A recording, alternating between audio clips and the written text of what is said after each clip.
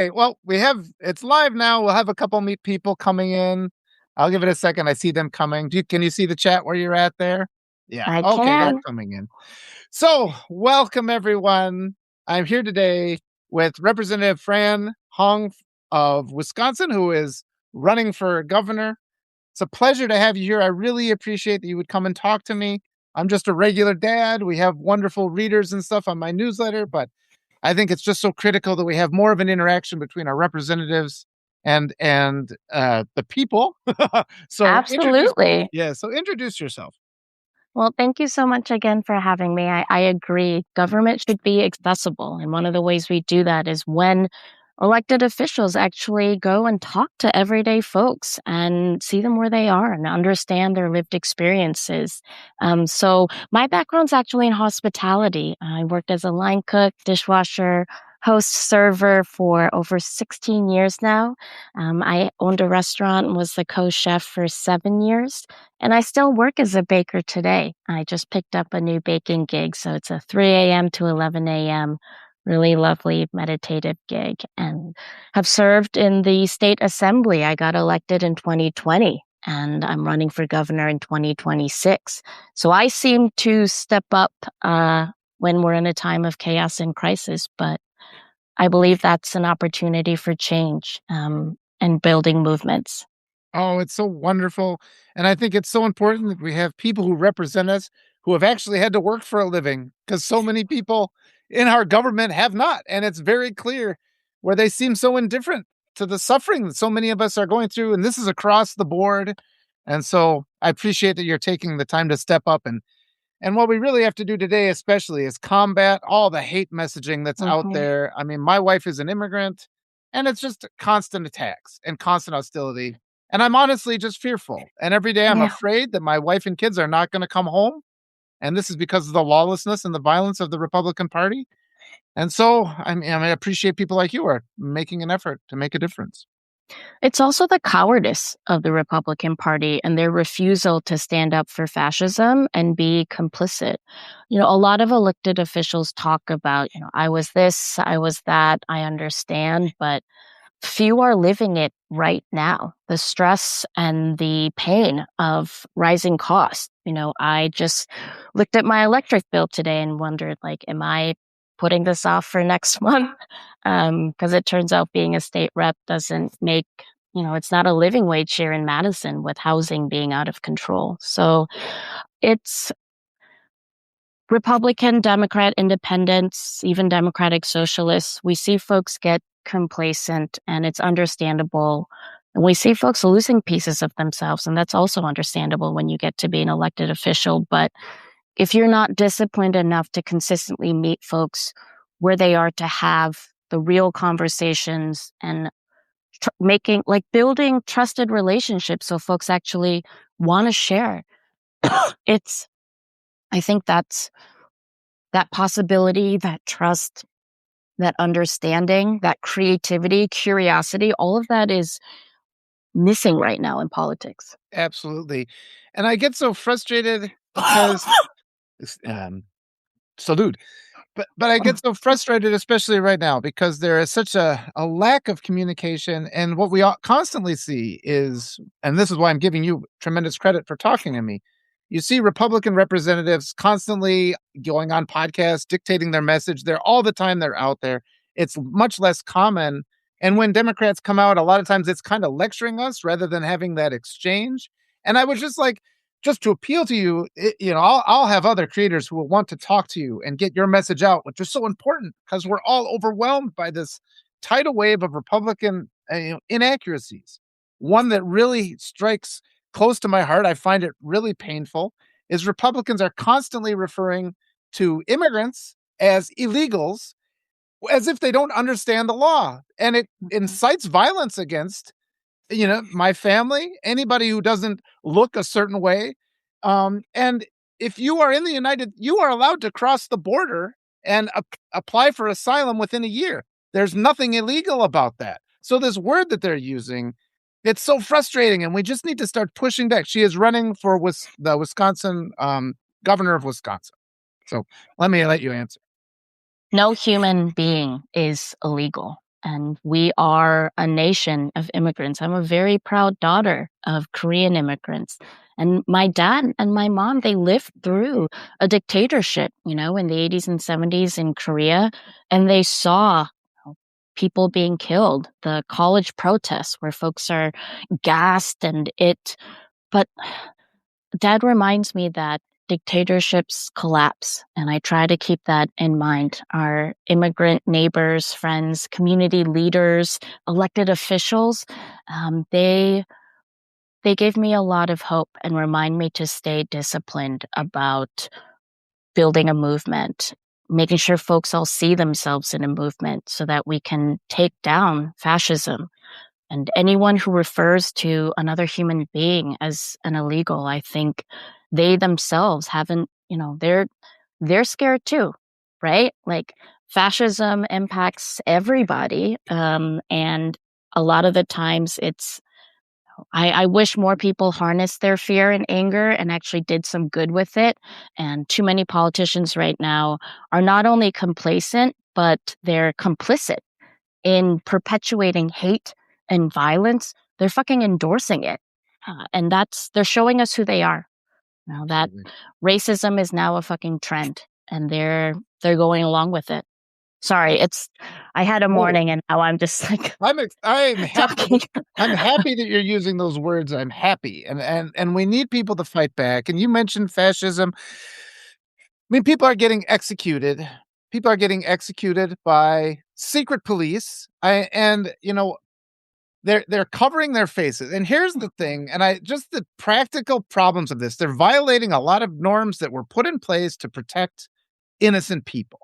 And these talks lately about how ICE thinks they can just barge into houses without warrants. I mean, the you know, it's problematic on so many levels, but I'm trying to get through to regular people and make them understand that puts every single one of us in danger because they make mistakes. What if they go to the wrong house? And then I talk to people, and you got so many people in the United States who have been programmed with this delusion, that they can be gun owners and they can be protected. And they need to understand if ICE comes to your house, they will kill you if you start shooting back. And that's just an issue that we need to have accountability and law enforcement. So I don't see any reason why men should be able to keep their faces covered. I mean, we know that this presidency has pardoned a lot of violent criminals, men who are guilty of things beyond just attacking the government and attacking police officers. Some of these have gone on to commit other just atrocious acts, And including violating children. I mean, these people, and then on top of that, they're covering their face. They're telling them they're not accountable to the law. They're handing them guns and badges, and they're paying them more than our local police officers who have done everything the right way. So, what are your thoughts on that? That's a lot. well, when you have a regime that is rewarding violence and insurrectionists and encouraging, federal agents to act without impunity. I mean, ICE is a rogue agency, and it was born out of racism and white supremacy. And so, of course, that's what they're going to perpetuate.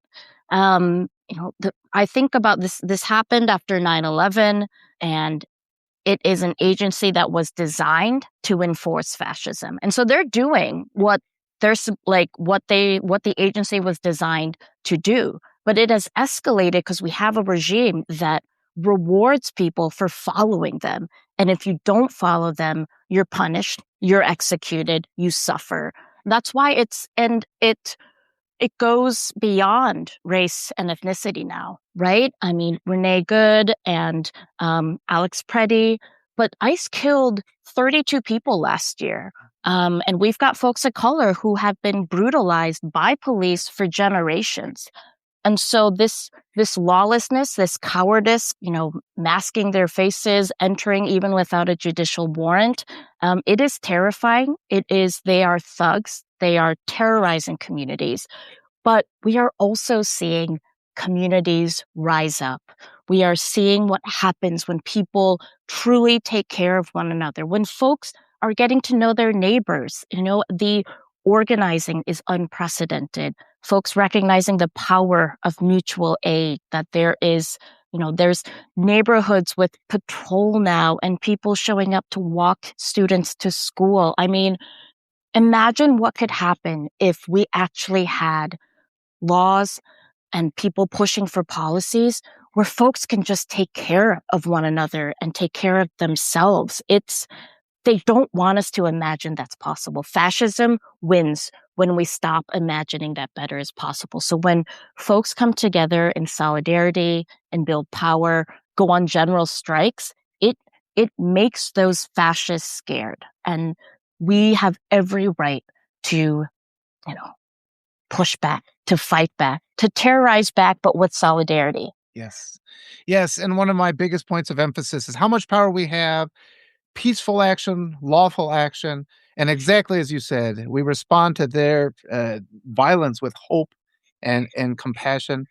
I do wanna talk, though, more about what can we do now? I mean, statewide, it's could Evers issue a executive order saying that ICE is not allowed to cover their faces? Is that something that I would like to see more action in this moment? And in addition to that, we need to denounce these Democrats who voted to fund ICE just a Oh few my weeks God. ago. Because I know that I am not inclined to offer any kind of donation to the Democratic Party until they and just the lack of action we're seeing, and this is on the federal level again, but just the lack of action and the willingness to work with this lawless administration. And it's lawless because they have not complied with the Epstein Transparency Act. And I don't understand too why. It's like I'm not yelling at you. I'm just kidding. Oh, this is I'll like calm very, myself. I mean, this is a yelling situation. We are having a natural response to fascism and the folks in power who are in the, working within the walls of power, feeling like they're not doing everything that they can. But here's the thing, more elected officials need to be on the ground. They can't just say, I'm fighting for you and throw around the word affordability left and right and not actually be fighting alongside us. And I think that's what folks want to see. I yesterday, Representative Ilhan Omar was doing a town hall, and this fascist thug, went up and sprayed her with some unknown substance, and she was like, they can fuck all the way off. I'm getting back up. I am finishing this town hall. We are standing up. We are Minnesotans. She reminded the folks there who were probably really scared too that she was not going to back down, which gives us permission and reminds us that we've got elected officials in our corner that are fighting with us. And in terms of what the states can do, I want to start by reminding folks that there is no state law that can be enforced to prevent ICE agents from fully entering public spaces with their enforcing federal law. But there is a lot that we can do to put in protections and make sure that we are declaring or making our state a hostile state to ICE. So I was really proud to introduce back in August legislation called the Keep Families Together Act.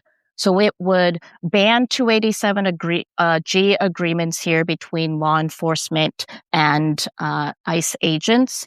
It would ban, no secret police is the name of the bill. So it would ban face coverings and require all federal agents to have clear identity.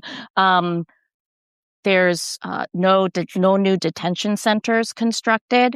We can tax the shit out of the current detention centers and the people who are profiting off of this. Because let's not forget that ICE is a vehicle for massive profits for folks in the private prison systems. These are some fuckers that donated millions to the Trump regime so that they can get these contracts where we're dehumanizing, terrorizing, and killing people. So no new detention centers. And then it is important that the governor, who has the loudest mic in this state, to declare with their full chest that ICE is not welcome here. And I understand some of the nuances with fear of federal money not being able to come in and the retaliation from the regime. But here's the thing, when you have someone who is saying that we're fighting for you and fighting alongside you, there are going to be more people who want to join a general strike and, talk about not paying federal taxes. It's making sure everyone can see themselves in a movement. And when your governor, when your, most powerful elected official in the state is saying, we're fighting back, it really resonates with everyday folks. And there are executive orders that the governor can lay out in saying there can be no ICE agents on public properties or government-owned properties or community spaces like childcare centers, schools, churches, without a signed judicial warrant. That we can prevent law enforcement from cooperating with ICE. I think that seeing places where, again, this is a money-making scheme, right? When federal agents and the federal government the regime is like renting out these detention centers from local law enforcement. And we can absolutely prevent that as well. And we have to give our attorney generals the power to sue ICE and sue individual federal agents as well. So there's an array of options, both executive order, but the most meaningful way is to pass legislation. The governor can't do that, but they sure as hell can sign in bills that pass that would prevent ICE from continuing to terrorize our communities, or at least make it incredibly difficult to do so to the fullest extent of state law. Absolutely. Very well said. Thank you for all that. And everybody, I want to say real quick, I've been putting Francesca's webpage in the chat periodically, so you can check that out. Check out her platforms. It's wonderful stuff. Keep smashing the hearts. All that is fantastic. But I want to turn and continue on with this idea of messaging, because it's just it's really frustrating to me the extent to which the Republicans seem to dominate all messages. And there's a really strong argument here, the extent to which they're putting all of our children at risk. And one thing that really concerns me is that, it's like right now, if my wife's driving home from school and some guy in body armor with a mask waving a gun tells her to stop, it's like the expectation is that she has to stop, that we have to assume that is a federal agent. I mean, and the other one that I find is really terrifying is, what if we have some copycat? I mean, we know that school shootings are an issue in the United States. So now it's never been easier. This Republican government has made it so it's never been easier to go conduct a mass shooting by pretending you're ICE, because you can buy all that gear just at the Army surplus store, showing up at a school just saying, oh, I'm ICE, and then murdering all our kids. And it really, really frustrates me that just these obvious problems with what's going on are not part of a national dialogue, because what they're doing is reprehensible. It makes everything so dangerous for everybody. And again, I'm just terrified every day. Every day when my kids get home, I get a sigh of relief. Maybe tonight's the last day I'll have with my family. My wife lived through terrorism in South America too. She says it feels exactly the same as now. We've never done anything wrong. We're targeted by the U.S. government. And no, it's frustrating. It's frustrating. It's terrifying. I affirm what folks are feeling. I'm feeling a lot of those things too. And it feels the worst when maybe they're about to collapse. I don't want it to get even worse, but I do remember that we're at this arc of justice. I feel like I'm not going to sugarcoat this shit or make folks, romanticize this moment. But when it's at its worst, it might also mean that it's ready to collapse. And we have atrocious gun safety regulations, or none at all. The NRA is an incredibly powerful lobby, and they are giving elected officials talking points to say this is a mental health crisis or this is a one-off, when they are perpetuating the problem by making it easier to buy firearms, by not giving a shit about the most reasonable gun policy, which would be to have background checks, safe storage, and make sure that folks who are, at extreme risk, that there are protection orders to make sure that they don't have access to a firearm. I am mindful that here in Wisconsin, our state legislature, led by authoritarian Robin Voss, has immense power and can stop, and has never even thought about, giving a public hearing to bills where it would like bills requiring ERPO background checks and making sure that there can't be any firearms in schools. But they won't even give those bills a public hearing. And so it's important that our message, without feeling like we're lecturing folks, name the villain, right? Because that's what they have been doing. They have named Democrats and liberals and communists like me, allegedly. I mean, I think part of it is that, I happen to look like what, anyway, they name the villain and they emote, like incite emotion. That's why one of the ways that it might be controversial, but I encourage folks when they're talking to people, especially independents or Republicans, people who may not have voted our way in 2024, to start with questions like, doesn't it piss you off that that company, fucking Menards that we're going to, the guy that owns Menards, has been sitting there watching his wealth grow over the last 5 years by the billions, not working, and we're out here working 2 jobs. But we can fucking tax them more so that you have better roads, so that your school doesn't close. So, I think evoking emotion is okay to show that your politicians are angry too, and then to present some solutions that might be possible.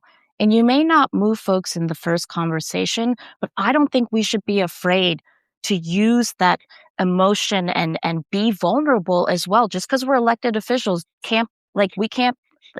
we can still be out here saying, I'm pissed, I'm sad, I'm scared. But that just, that's what so many other people are feeling too. And I don't want politicians out here telling folks how to feel, telling folks what they got to do. And also, we have so many crusty old white men, no offense, Oh, no. running Fine. running our governments right now, including Democrats. Yes. So then it's more about the messenger than the message. I know if Chuck Schumer were to come to Wisconsin right now, especially my city in Madison, there would be a massive protest. And so that tells you that the messenger here is the problem sometimes for the party. Yeah. And again, I appreciate so much that you're coming on to talk to me. This is exactly right. I would love to talk to Chuck Schumer. I think he would learn a lot by talking to me. And again, we have this issue where I'm a blue voice in a red county. So I know a lot more about, what message actually works to win those voices.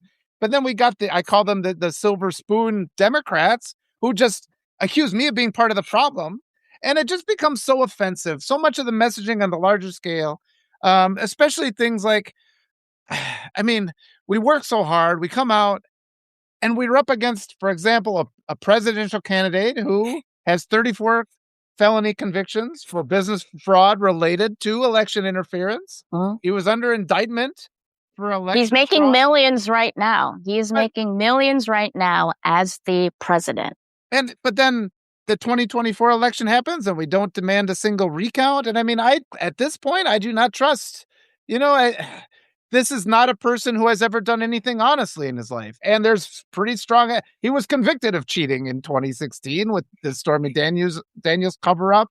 And he was under indictment for 2020. And all of a sudden we're just supposed to think he's learned his lesson when he was facing. And so I just this delusion, this adherence to decorum that is no longer valid, especially now when people are getting shot in broad daylight by the secret police. And I just would really love if we would have more commitment from the Democratic Party. And I know there are great ones, Mark Elias, but even in the last election, they tried to cancel 60,000 votes in North Carolina to steal a Supreme Court seat, which they ultimately failed. But there's so much tendency on the Democratic Party to blame voters, even though they don't stand up for our rights when we do cast our votes. So what are your thoughts on that? This is probably the most diplomatic thing I'll say today. Okay. I mean, Democrats are risk averse.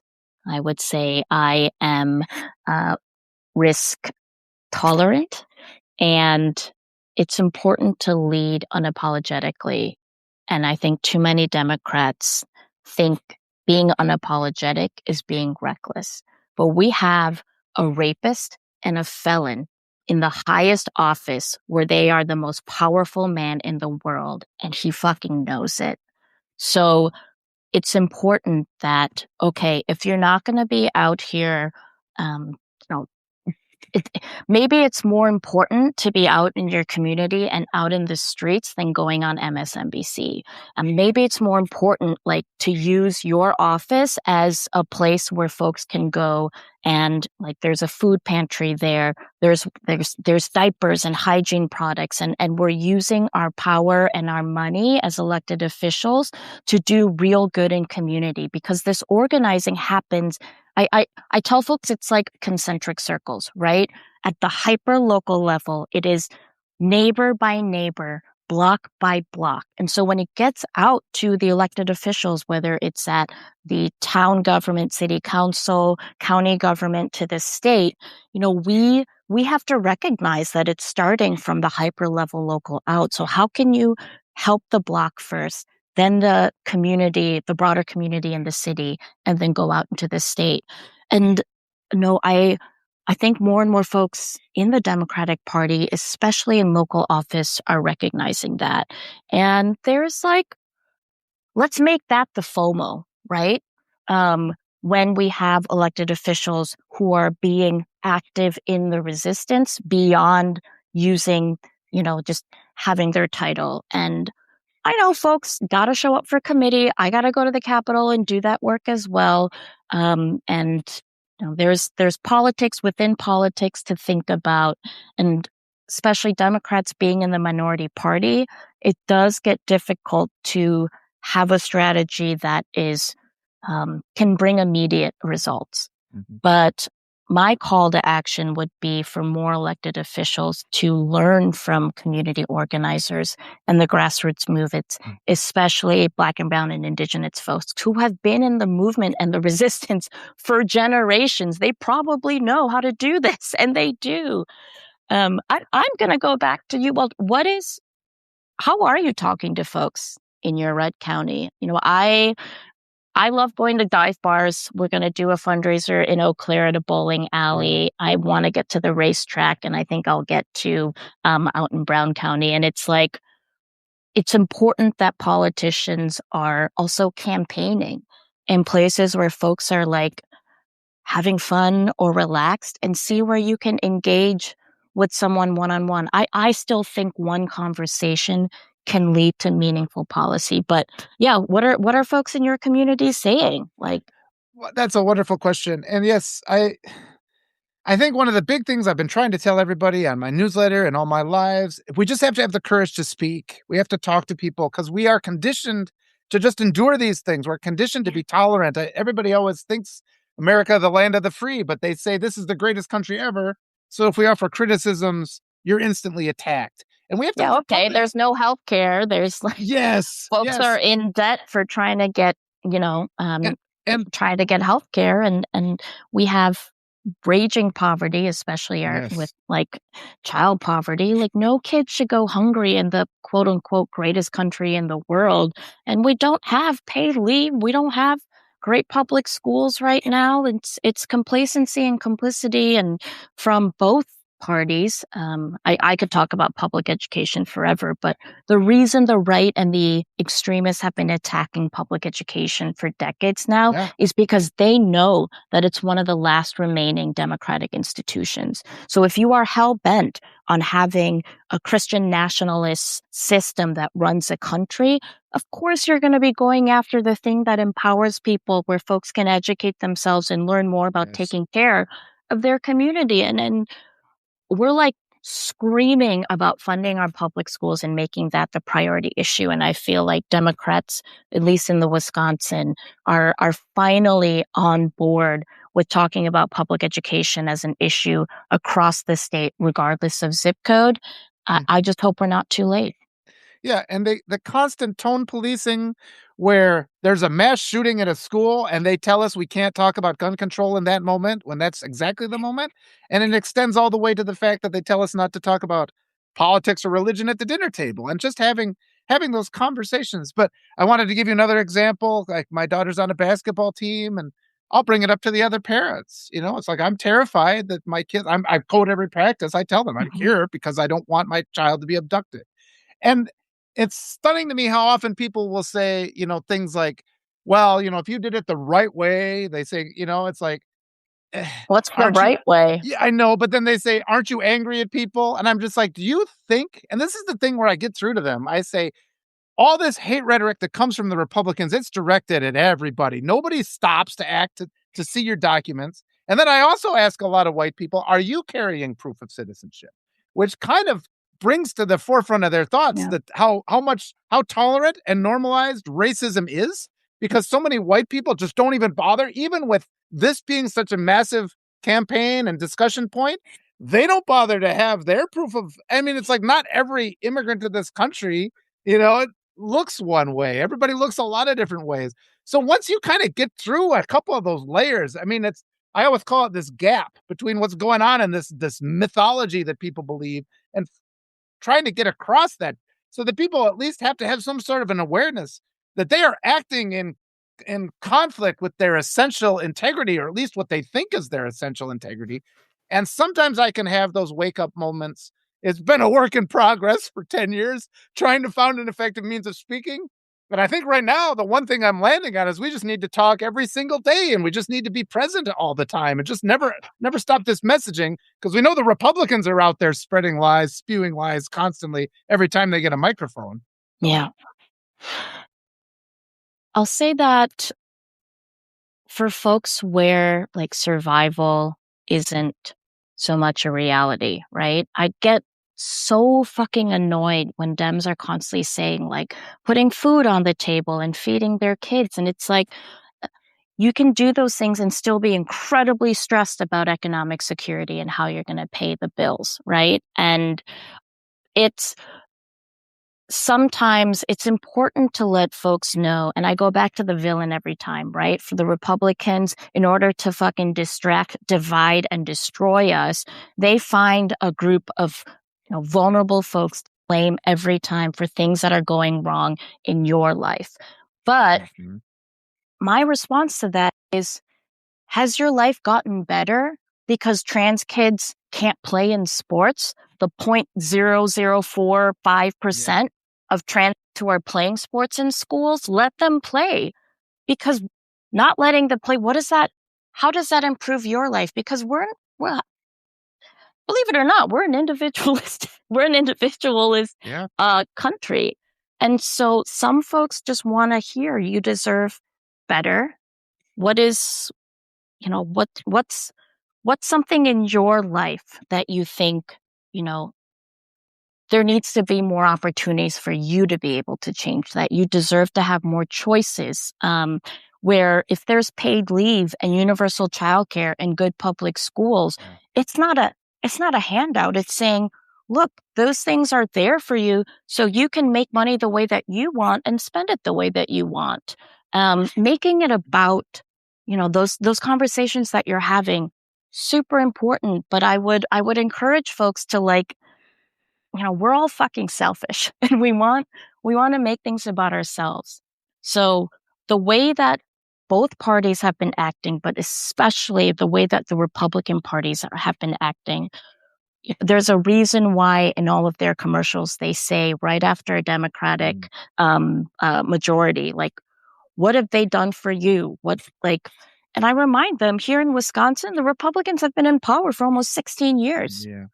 And we've seen the taxes go up for us and go down for the millionaires and billionaires. Our small business sometimes are paying the same sales tax rate or even lower than what the mega corporations, or they're not paying taxes at all, because I'm going to get in the weights here, but of this thing called the manufacturers and agricultural tax credit. They're straight up not having to pay taxes. And they say they have these empty buildings, so they shouldn't, like, they're losing profits and they're literally just having assets around the state so that they don't have to pay taxes on it because they haven't, quote unquote, made money. So when we get better at naming the villain and asking folks, like, what has this gotten you? Because there are people who are comfortable, right? They have a good union job. They've got a house. They're pissed about property taxes, as they should be, but they're still talking about here. They're more focused on the culture war And we needed to tell folks that, like, shit can be even better for you, right? Mhm. And I'm interested in what can be better for you, and not so much, just talking about all the policies that we could do. It's more about how can we make sure that we have policies that help you. Mhm. And one of the things that so frustrates me is because the Republicans have established this cultural norm as if all these things like universal healthcare are things we aren't even allowed to talk about. I mean, we're not even at the point where we can have a discussion about things like that. And so this is why I think the messaging is so important. I mean, you take, for example, in the aftermath of the school shooting that took the life of Charlie Kirk, people were losing their jobs just for posting quotes that Mm. Charlie Kirk himself had said. So there was accountability for posting just an accurate thing. Meanwhile, all these Republicans are out calling Alex Preddy a terrorist, and they're allowed to get away with that. I mean, can't we sue them for defamation of character? Can't we go on the offensive to stop Republicans from doing these? I mean, if I lost my child in something like that, there have to be donors. I would be willing to spend the rest of my life suing every single representative and public official who said lies that were unsubstantiated, where there was no proof to what they'd said. And even if you don't win those things, just to Yeah. put pressure on our officials so that they feel the heat of lying, because they constantly lie and they constantly get away with it. I will say there are almost maybe over 100 lawsuits that I know our attorney general is involved in. And they're like, we can't really talk about litigation because it's a litigation in the lawsuit. But it's it's fucking discouraging as hell to see Republics literally get Yeah. away with murder. And Alex Preddy was a VA nurse. I mean, he was serving his country and making people whole and healthy. And that's how we should remember him. That's how his parents, I believe they're still in the Green Bay area, want him to be honored. And so even if it's somebody with the biggest mic yelling, sometimes the loudest folks, especially right now, aren't the folks that are right. And I think there's a lot more people. They're not staying silent, but they're making sure that the community knows what's actually true. And when you have a regime that is like, their only messages are fucking propaganda, and they're propagandizing all of our, what we're seeing in the media. But just as many influencers there are on TikTok or Instagram spewing lies and blaming folks who are on quote unquote, they're getting government insurance programs and they're the problems. There's just as many, or maybe even more, folks who are telling compelling stories about the Trump regime is fucking lying to you. Mhm. And taking away someone else's food share doesn't mean that your life is going to get better.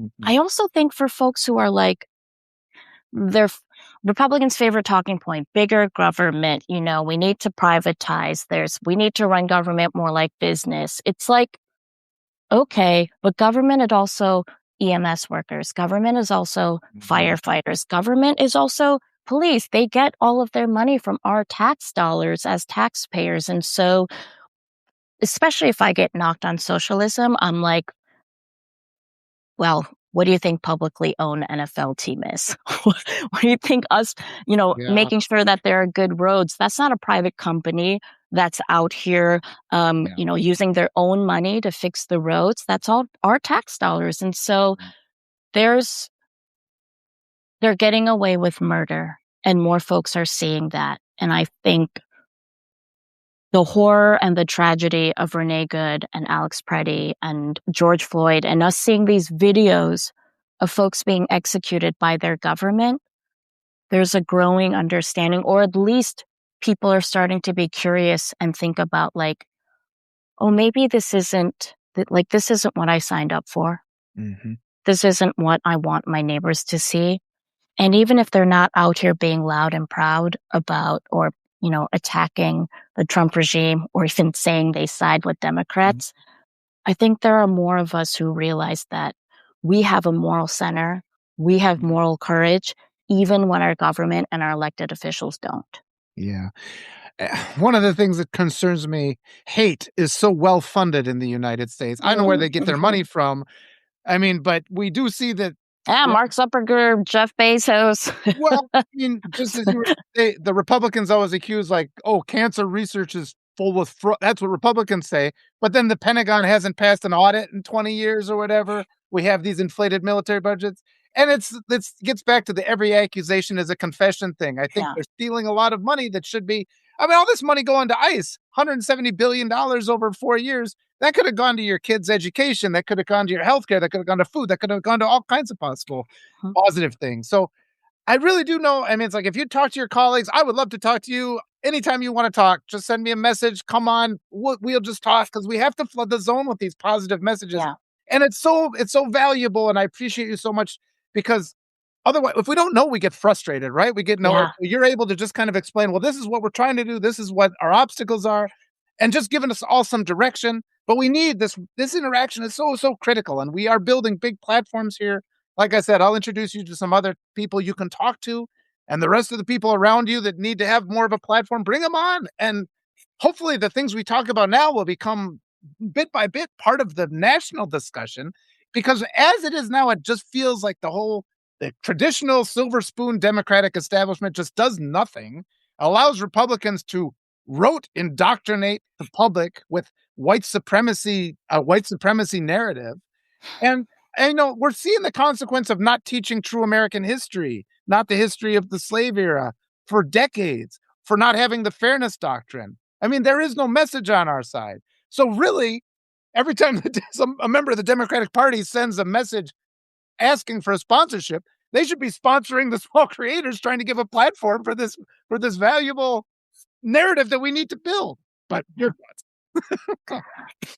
I'm happy to come back.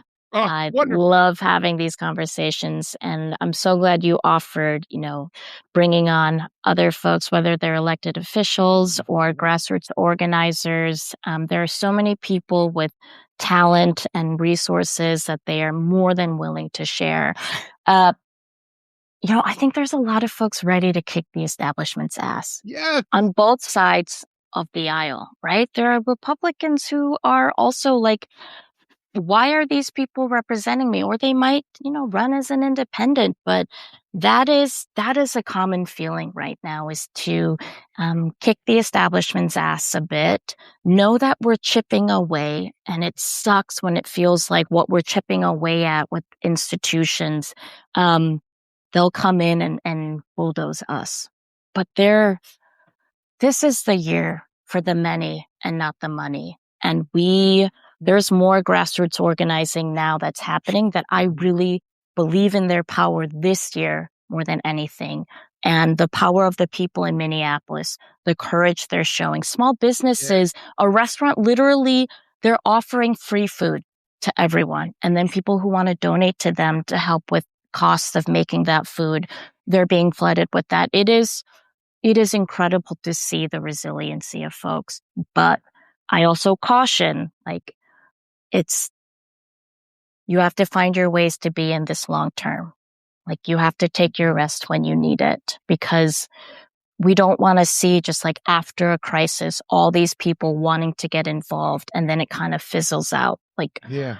And that's why movement leaders have to make sure people actually see themselves in the movement, right? That we have a vision where everyone feels like they belong. Because the problem with Democratic messaging too, and a lot of their elected officials, is we force people to believe before they feel like they belong with us, which means whether it's the farmer or the Republican that voted for Trump, or they're out here spewing super racist shit.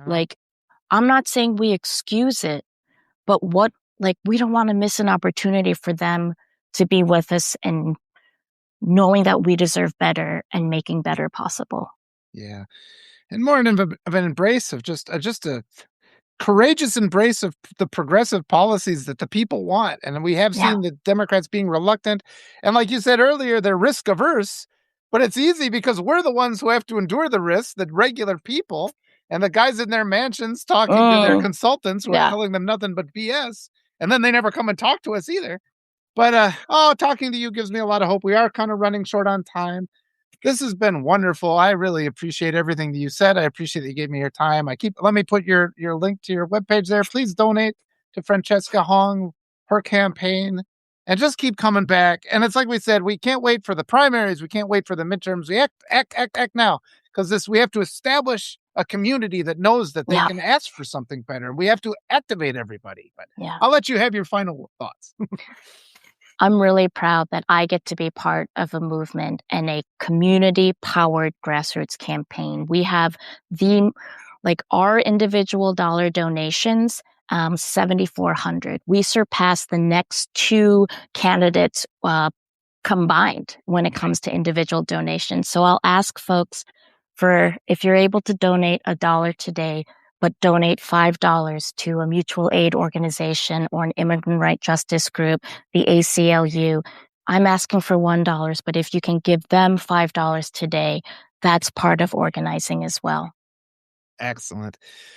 Oh, you're wonderful. I appreciate you. You're wonderful. Yeah. Oh, thanks. Let's just keep it going. And like we said, get a little bit riled up, but now's the time to get riled up. Our kids are at risk, and yeah, we just can't be quiet in this facing this tidal wave of lies. We have to respond. And so, yes, talk to your colleagues, have them come on. We'll organize things. My platform is for you guys. Let's build it up. Let's take our country back. Let's have some decency and integrity. Let's fucking go. Thank you so much for having me. Thank you. You have a great day. I'll be back. You so much. Bye, everyone. Awesome. Bye-bye.